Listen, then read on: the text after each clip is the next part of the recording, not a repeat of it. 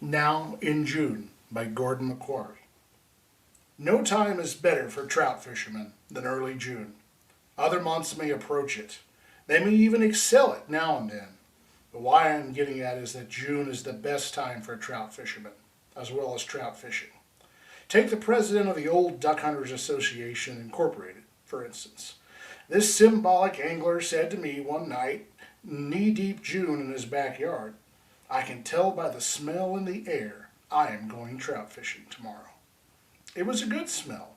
Flowers were coming up out of brown earth, insects hummed, the neighborhood was suffused with the odors of lush June.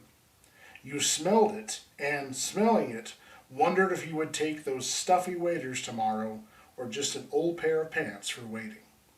"Yes, sir," said Mr. President. "I can smell trout tonight. I can smell them along towards tomorrow night on Namakagon, below Cable. I will just put me in there at Squaw Bend for maybe not more than an hour or two. It'll be dusk when the wind dies, so the mosquitoes will help me change flies. First, I will eat supper in the car. I will be pretty lazy about it. I will not be hurried, you understand. I will sit there a spell. I'll bet I hardly move a muscle until I hear the first whippoorwill. Then after a bit I will jump in below the county trunk bridge and tempt Providence and the good brown trout of the Namakagon with large, unscientific, come sundown flies. That is what I will do. Imagine a man in this feverish age, 24 hours beforehand, declaring exactly what he will do 24 hours hence, come what will as to weather, business, or the current status of his sciatic rheumatism. "Yep," he reiterated there in his backyard, "I will drive down past McKinney's drugstore there in Cable and over to the river, and just as I'm arriving at Squaw Bend, 4 cars with Illinois license plates will be pulling out. These will be city fishermen who don't know any better than to fish for Namakagon browns in broad daylight. They will be sore at the river. They will tell me there ain't a brown in the river. Never was. They will go away from there, leaving it to me just when I want it, as the fishing gets good. I'm danged if I can figure out what trout fishermen these days are thinking about. They start at 10 a.m. after a good night's rest and a leisurely breakfast. They fish until the 6 o'clock whistle and wonder why they don't get 'em. People like that are not entitled to catch trout. To catch trout, you got to suffer and learn." He carried out the next day's schedule to a T. He abandoned his business at 3, and 1 hour later came up my front walk in khaki trousers, his eyes snapping. I was only half ready.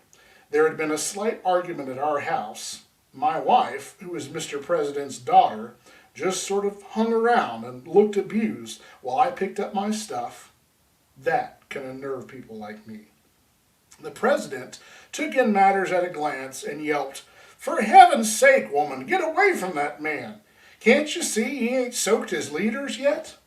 Think of it, a man who can talk like that and make it stick.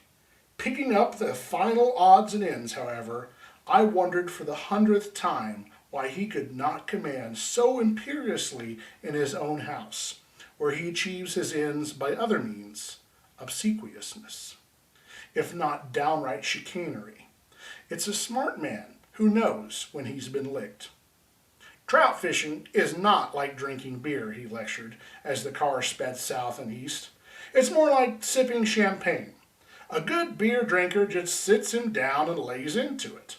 You hear the first one splash, but you just sip champagne. You take a tiny little bit and smack your lips. So with trout, you don't want too many.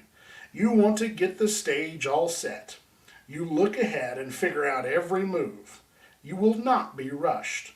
You are not after a bait of fish. If you are, you would go down to the St. Croix and jerk the darn teeth out of smallmouths. What you are after is to fool a trout, or maybe 4 or 5.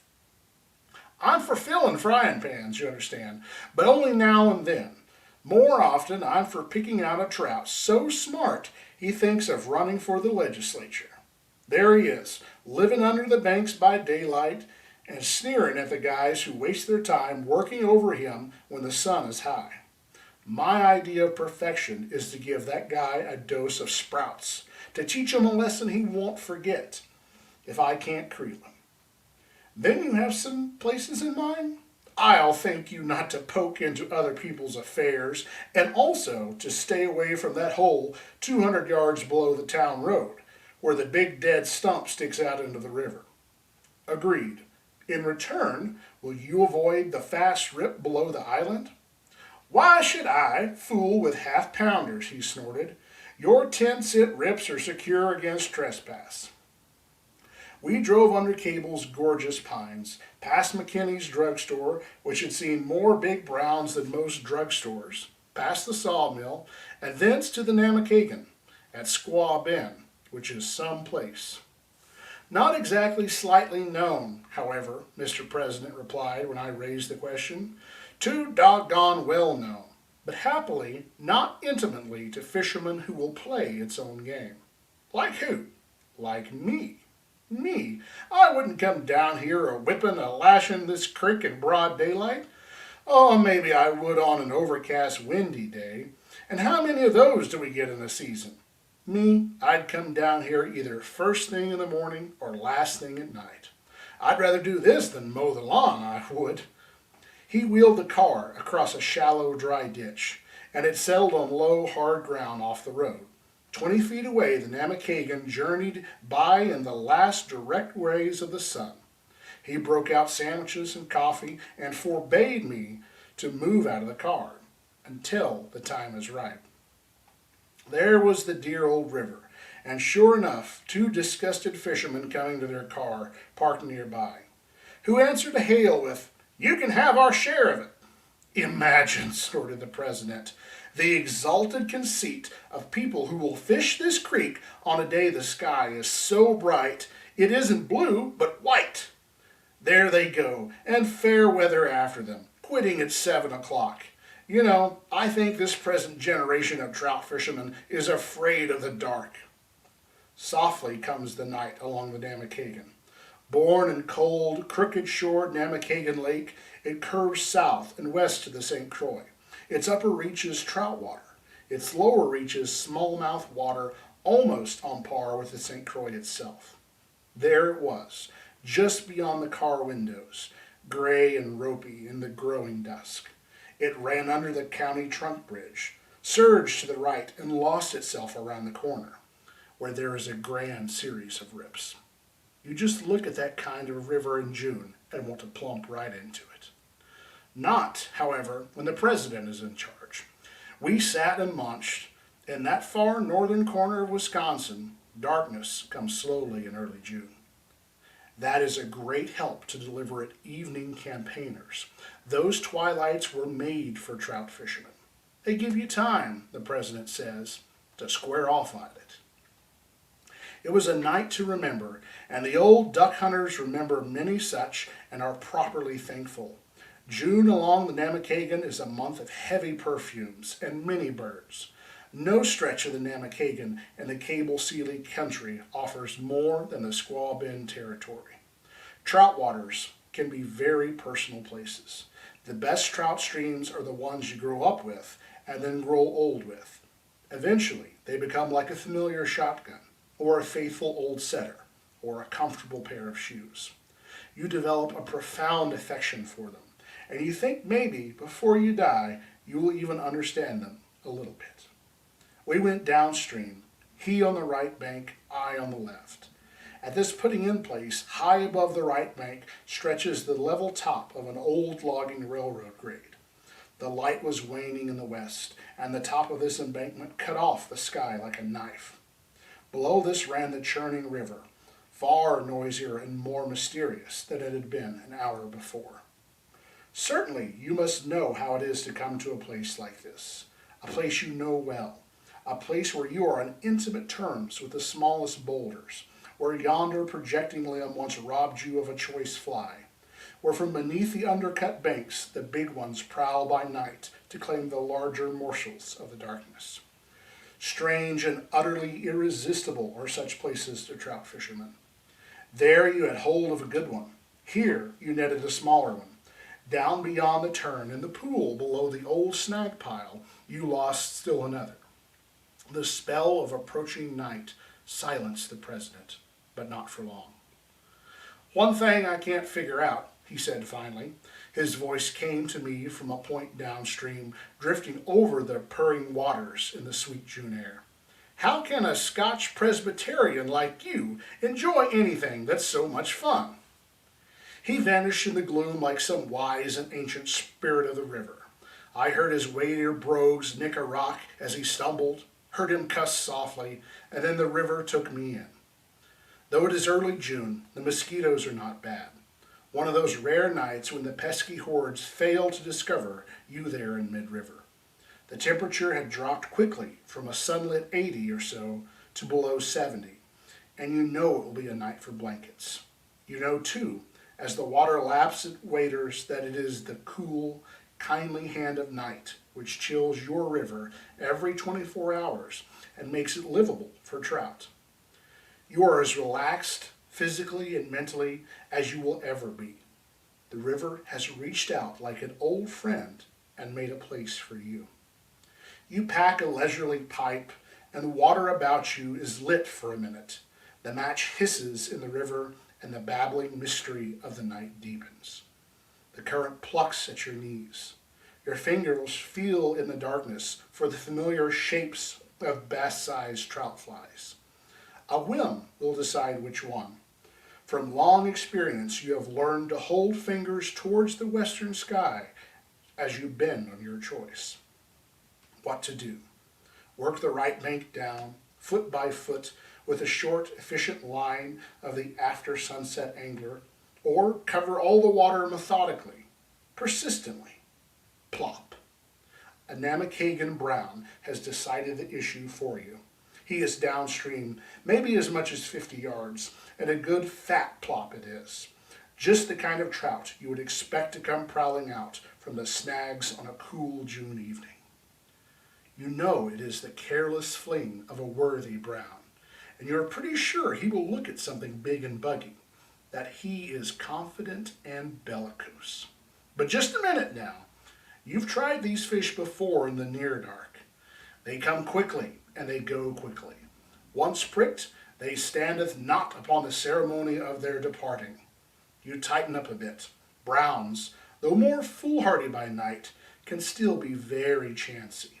You do, however, reach around and feel for the net handle, but quickly make personal amends to whatever fishing gods there be. You know it does not pay to be cocky. You know you must study to be humble and alert. You take it easy in getting to a spot upstream from the fish. You get over to the left bank for your little stalk, and you lift your feet high and put them down easily.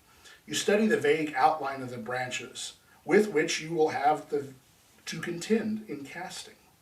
You take long, hard drags at the little blackened pipe, so that the bowl glows hot. You are on edge and ready. You get within 35 feet of the place and wait. Plop. Good. He is not frightened. You false cast with the big fly, wondering how to show it to him. A slack line drift down over him, or cross-current cast and a smart retrieve. You decide on the former. It will disturb the water less, and you can come back to the fussier cast later. You lengthen line, and you know your fly is going over his window. Nothing. Again and again you cast, letting it drift below him and out into midstream, and you retrieve each time carefully so as not to whip his top water and frighten him. Still nothing. He isn't seeing it. Very well. You have covered all corners of his window with the dead floating fly. You have shown him business number one, and he wants none of it. Very well. Now for action, a la bass stream. Zip, zip, zip. The fly is brought back over his window in short jerks. Kadong!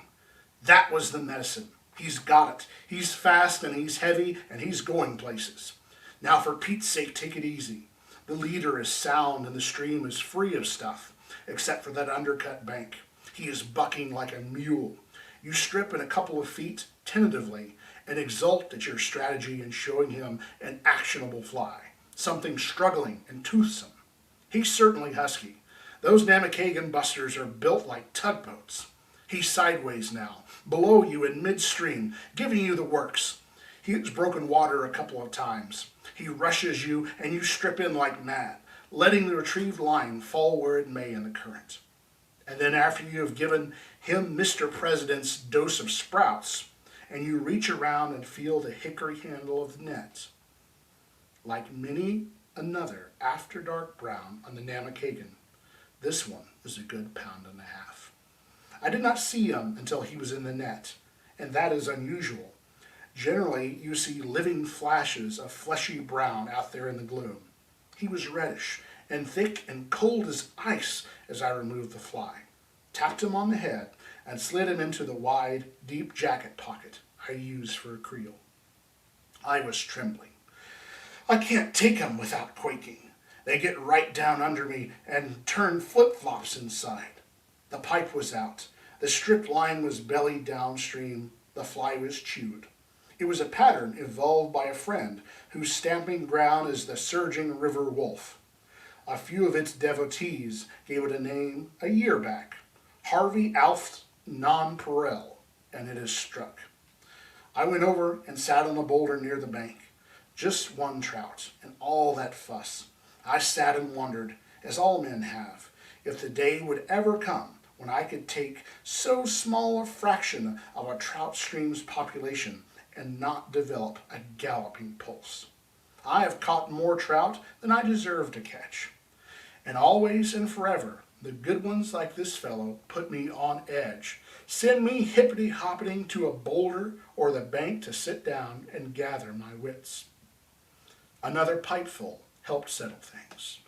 I thought, sitting there, another bold trout might betray himself by leaping, but none did. I tested the leader, smoked out the pipe, and went back upstream by the left bank.